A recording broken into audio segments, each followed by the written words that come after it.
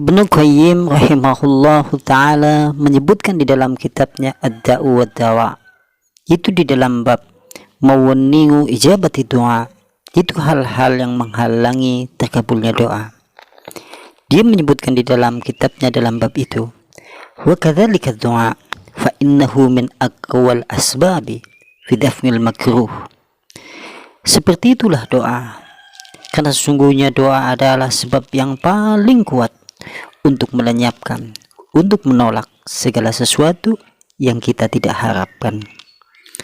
Dan sungguhnya doa adalah sesuatu yang paling kuat, sebab yang paling kuat untuk menolak segala sesuatu yang kita benci, untuk menolak segala sesuatu yang kita tidak harapkan hal itu terjadi. Wa husnul matlub, dan doa sekaligus merupakan penyebab yang paling kuat untuk meraih segala sesuatu yang kita angan-angankan. Dan doa adalah sebab yang paling kuat untuk mendapatkan segala sesuatu yang kita inginkan. Dan doa sekaligus sebab yang paling kuat untuk menghasilkan segala sesuatu yang kita harap-harapkan di dalam hidup. Walakin qad yatakhallafu asaruhu anhu, akan tetapi doa berbeda-beda pengaruhnya dalam diri manusia. Hal itu karena dipengaruhi imma lidha'ifi fi nafsihi, itu dipengaruhi oleh lemahnya jiwa seseorang. Apabila jiwa manusia itu lemah, maka berpengaruh pula pada doa. Maksudnya adalah terkadang ada hamba Allah yang dia berdoa 1 kali, 2 kali, atau bahkan sampai 3 kali, kemudian berhenti karena ia menganggap itu tidak dikabulkan oleh Allah Subhanahu wa Ta'ala. Nanti sampai hari ini kemudian ia berhenti dari berdoa kepada Allah, maka yang seperti ini adalah lemahnya jiwa. Bi ayyakuna du'aun la yuhibbuhu Allah Ta'ala, atau terkadang pula doa itu berisi itu doa yang tidak dicintai oleh Allah Subhanahu wa Ta'ala, atau doa itu berisi dengan sesuatu yang tidak diridhoi oleh Allah Subhanahu wa Ta'ala.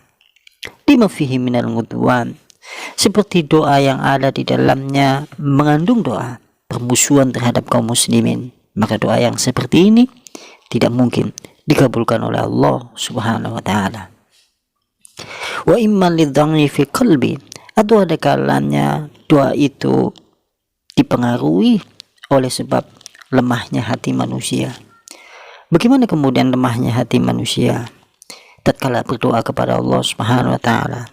Ada kalanya hati yang lemah, ia pun terkadang berdoa, terkadang tidak. Terkadang ia meminta, terkadang ia tidak meminta. Yang seperti ini menunjukkan tentang hati dan lemahnya manusia, yaitu terkait masalah kelemahan hatinya. Yang seperti ini pula akan berpengaruh pula pada doa manusia tatkala ia berdoa kepada Allah Subhanahu wa Ta'ala. Wa 'azzumu iqbalihi 'ala Allahi wa jamiyatihi alaihi waqti du'a, atau tatkala ia berdoa tidak disertai atau tidak berbarengan dengan waktu-waktu yang mustajab di dalam Islam untuk cepat dikabulkan oleh Allah Subhanahu wa Ta'ala, maka yang seperti ini pula boleh jadi mungkin tidak dikabulkan oleh Allah karena tidak bertepatan dengan waktu-waktu yang mustajab tatkala kita berdoa kepada Allah Subhanahu wa Ta'ala. Wa yakunu bimanzilatil qais rahwi jiddan fa inna sahma yahruju minhu hurujan dha'ifa. Maka doa-doa yang telah disebutkan tadi itu lemahnya jiwa, lemahnya hati, doa yang tidak dicintai oleh Allah, yang mengandung permusuhan, atau bahkan doa yang tidak disertai dengan waktu-waktu yang mustajab tatkala ia berdoa kepada Allah, maka ini seperti anak panah. Anak panah yang dilesatkan dari busurnya, tapi anak panah itu adalah anak panah yang lemah, anak panah yang lunak sekalipun mengenai sasaran tapi tidak menancap, karena anak panah tersebut adalah anak panah yang lemah, anak panah yang kemudian tidak keras. Itu anak panah yang lunak. Bagaimana mungkin ia akan menancap tepat di sasaran, sekalipun sejatinya ia mengarahkan, membidikan pada sasaran yang tepat. Inilah yang diungkapkan oleh Ibnu Qayyim rahimahullahu ta'ala terhadap permasalahan itu.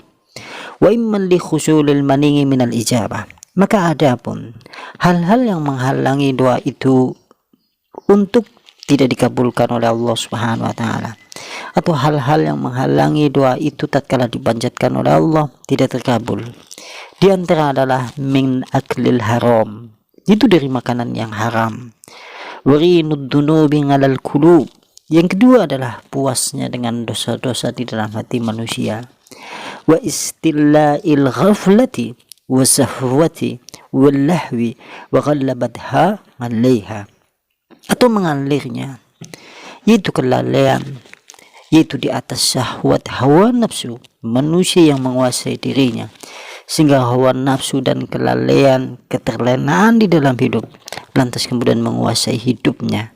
Maka orang-orang yang seperti ini menjadi orang yang terhalang tatkala ia berdoa kepada Allah dikabulkan oleh Allah Subhanahu wa taala. Kita sebagai hamba-hamba Allah Subhanahu wa taala ada kalanya kemudian berdoa, namun lambat pula pengabulannya. Ada pula yang berdoa kepada Allah, cepat pula pengabulannya.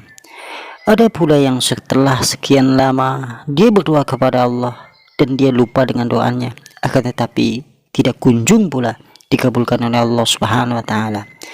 Boleh jadi hal itu karena dipengaruhi oleh hal-hal yang menghalangi doa tidak dikabulkan oleh Allah Subhanahu wa taala. Di antaranya disebutkan di atas, yaitu yang pertama adalah min aklil haram, yaitu dari makanan yang haram. Sebagaimana disebutkan di dalam hadis Abi Hurairah anin Nabi, dari Nabi Muhammad sallallahu alaihi wasallam. Nabi bersabda dalam sebuah hadis, itu diriwayatkan oleh Sahih Muslim, bahwasannya Rasulullah sallallahu alaihi wasallam bersabda, ya ayuhannas, innallaha thayyibun la yuqbalu illa thayyiba, wa innallaha amarul mu'minina bima amara bihil mursalina. Wahai sekalian manusia, sesungguhnya Allah Subhanahu wa taala baik dan dia tidak akan menerima kecuali yang baik-baik. Dan sesungguhnya Allah Subhanahu wa taala memerintahkan kepada orang beriman terhadap apa saja yang diperintahkan pula kepada para rasul. Di sana Allah Subhanahu wa taala berfirman dalam surat Al-Mu'minun ayat 51, ya ayuhar rasul, wahai sekalian rasul, makanlah dari yang baik-baik, wa'malu salliha, dan beramalah dengan amalan yang soleh. Inni bima ta'maluna alim, sungguhnya aku Allah dengan apa saja yang kalian amalkan maha mengetahui. Sementara di dalam ayat yang lain, yang dimana Allah Subhanahu wa taala memerintahkan pula kepada orang beriman, di dalam surat Al-Baqarah ayat 172, di sana Allah Subhanahu wa taala berfirman, ya ayyuhalladzina amanu kulu min thayyibati ma razaqnakum, wahai sekalian orang beriman, makanlah dari yang baik-baik terhadap apa saja yang telah kami rezekikan kepada kalian. Setelah Rasulullah menyebutkan perintah Allah Rasul kepada orang beriman itu agar mereka makan dengan suatu yang baik-baik, summa dzakara ar-rajul yutilu syafar asnasa aghbar, kemudian Nabi menyebutkan seorang laki-laki yang panjang safarnya, kusut dan dekil tubuhnya, yamudu yadayhi ila sama, kemudian dia membentangkan kedua tangannya menuju langit sambil kemudian berkata, ya Rabbi, ya Rabbi, wahai Tuhanku, wahai Tuhanku, menunjukkan hamba itu berdoa kepada Allah Subhanahu wa taala. Seharusnya orang yang safar panjang safarnya, dekil tubuhnya di dalam perjalanan untuk mencari ridha Allah, cepat dikabulkan oleh Allah Subhanahu wa taala. Akan tetapi wa mad'amuhu haramun, makanannya makanan haram, wa malbusuhu haramun, pakainya pakaian haram, wa khudhiya bil harami, bahkan dia dibesarkan dari sesuatu yang haram. Fa anna yustajabu lidzalik, bagaimana mungkin akan dikabulkan doa-doanya karena makanannya haram, minumannya haram, dan dia dibesarkan dari segala sesuatu yang diharamkan oleh Allah Subhanahu wa taala. Dan juga didasarkan di dalam hadis yang lain yang diriwayatkan oleh Imam Ahmad bin Hanbal di dalam kitabnya Az-Zuhud, bahwasanya beliau menyebutkan asaba bani Israil bala'un wa haraju mahraja. Dulu kaum Bani Israel pernah tertimpa musibah, lantas kemudian mereka keluar dari rumah mereka untuk menuju tanah lapang. Fa'auhallahu azza wa jal ila nabiyihim an ahbarahum. Kemudian Allah mewahyukan kepada nabi mereka bahwasanya Allah Subhanahu wa taala memberitahu, menginformasikan tentang mereka itu. Allah berfirman kepada nabi untuk menyampaikan kepada kaum Bani Israel, innakum tahrujuna ila sa'iri bi abdani najisah. Sesungguhnya kalian semuanya keluar di rumah-rumah kalian menuju tanah lapang dalam keadaan badan yang penuh dengan najis. Wa tarfa'una ilayya aqfan safaqtum biha ad-dima. Dan kalian mengangkat telapak tangan kalian untuk berdoa kepada Allah, akan tetapi telapak tangan kalian semuanya telah dipenuhi dengan tumpahan darah. Wa ma la'atum biha buyutakum minal haram. Dan kalian juga telah memenuhi rumah-rumah kalian dengan segala sesuatu yang diharamkan oleh Allah Subhanahu wa taala. Al-an khinna istada ghadabi alaikum. Sekarang kalian semuanya telah sampai kepada puncak kemurkaanku, kata Allah Subhanahu wa taala. Walan tasdadu minni ila bu'da. Sungguh takkan pernah kalian semuanya menambah kepadaku Allah dengan doa-doa kalian semuanya, kecuali bertambah jauh dari Allah Subhanahu wa taala.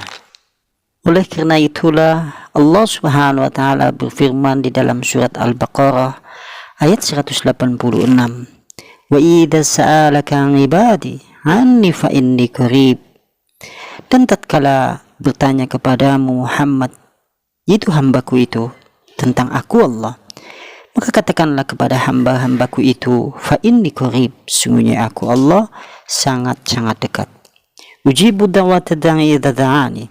Aku akan mengabulkan doa orang yang berdoa tatkala ia berdoa kepadaku.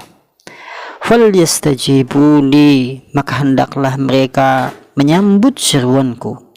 Wal yu'minu bi, dan hendaklah mereka semuanya beriman kepadaku. La'allahum yarshudun, agar mereka semuanya tetap mendapat petunjuk dari Allah Subhanahu wa taala. Mudah-mudahan kita semuanya menjadi hamba-hamba Allah yang senantiasa berdoa.